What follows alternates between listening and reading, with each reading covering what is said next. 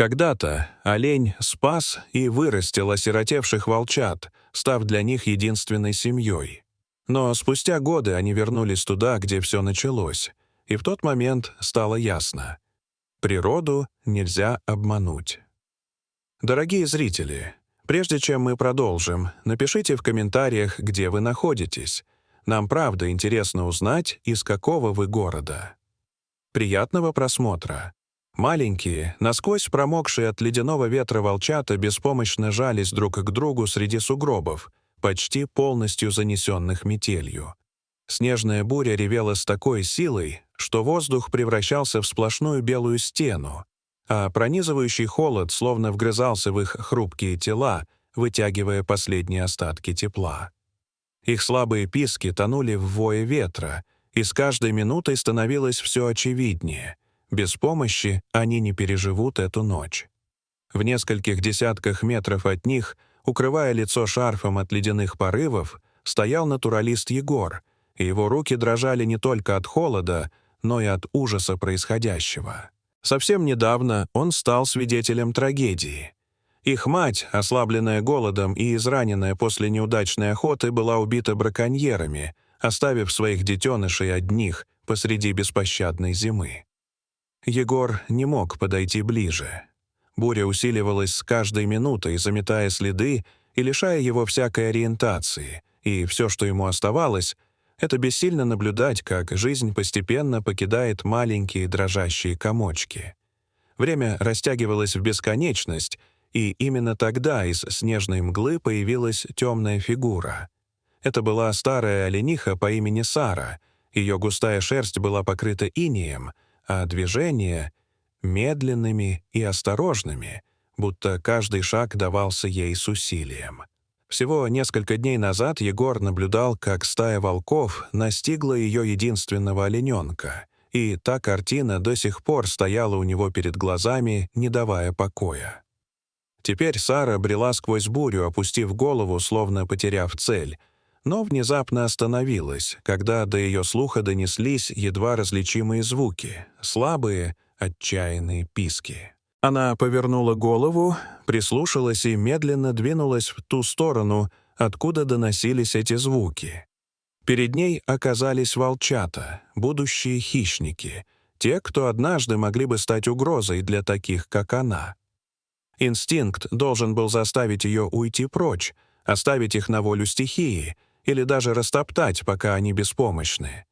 Но вместо этого Сара замерла, ее тело дрогнуло, и она долго смотрела на дрожащие маленькие существа.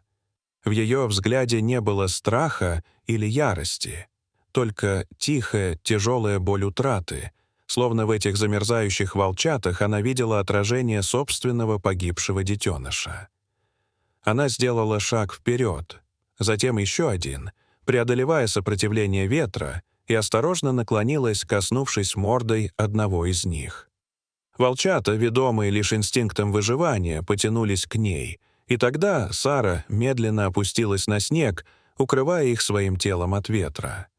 Ее массивное тело стало живым щитом, защищающим от ледяных порывов, а тепло постепенно возвращало им шанс на жизнь. Некоторое время она оставалась неподвижной, позволяя им согреться, а затем, собрав последние силы, начала осторожно подталкивать их, направляя в сторону густого ельника, где снег ложился мягче, и ветер был не таким беспощадным.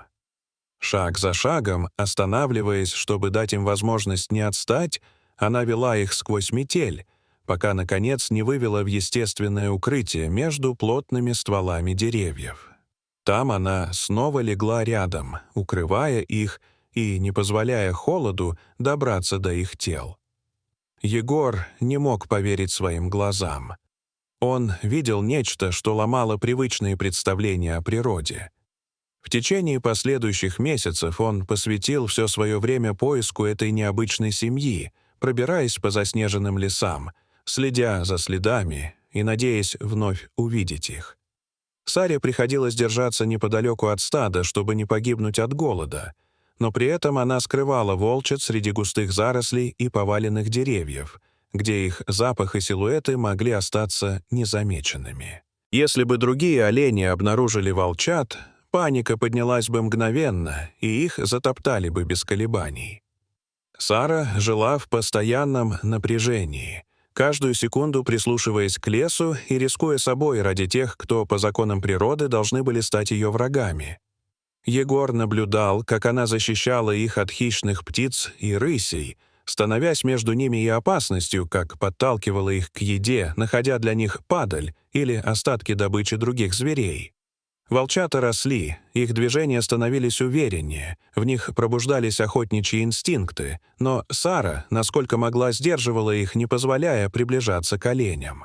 Каждый раз, когда поблизости появлялся кто-то из ее сородичей, она мгновенно вставала между ними и волчатами, словно закрепляя в их памяти правила, которые нельзя нарушать. Со временем маленькие беспомощные создания превратились в сильных выносливых волков, но они не воспринимали Сару как добычу. Для них она стала тем, кто подарил им жизнь. Егор долгими вечерами наблюдал, как они играли рядом с ней, как осторожно касались ее морды, как прижимались к ее бокам, проявляя ту же нежность, с какой когда-то искали у нее тепло в снежную бурю. Годы прошли, волки выросли и начали жить собственной жизнью, постепенно уходя дальше в лес, но Сара осталась одна. Она состарилась, ее движения стали медленными, силы постепенно покидали ее тело. В один морозный день Егор заметил, что олениха сильно отстала от стада и осталась одна на открытой поляне, изнуренная и слабая. И именно тогда из-за деревьев вышел огромный бурый медведь. Он двигался уверенно, чувствуя легкую добычу, и медленно приближался, не спуская глаз с Сары. Егор замер. Он был слишком далеко, чтобы вмешаться. Сара попыталась защищаться, но силы были уже не те, дыхание сбивалось, и вскоре ее ноги подкосились, и она рухнула в снег.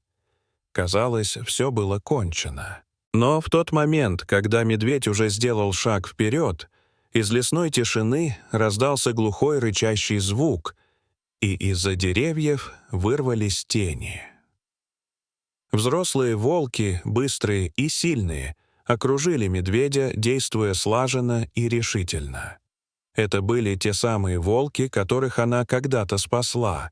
Они не колебались ни мгновения, они защищали ее.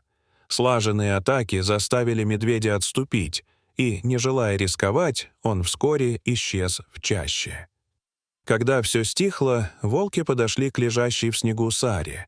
Один из них осторожно коснулся ее морды, остальные окружили ее, словно защищая. Они не причинили ей вреда, они остались рядом. Егор стоял неподвижно, не в силах отвести взгляд. Его лицо было мокрым от слез. Он видел, как волки медленно сопровождали старую олениху, подстраиваясь под ее слабый шаг, образуя вокруг нее живую защиту. Они уходили вглубь заснеженного леса, словно давая миру безмолвное обещание. Та, кто однажды подарила им жизнь, никогда не останется одна. Дорогие зрители, что вы думаете об этой истории? Расскажите, пожалуйста, в комментариях. А если вам понравилось это видео, то ставьте лайк и подписывайтесь на наш канал. До свидания.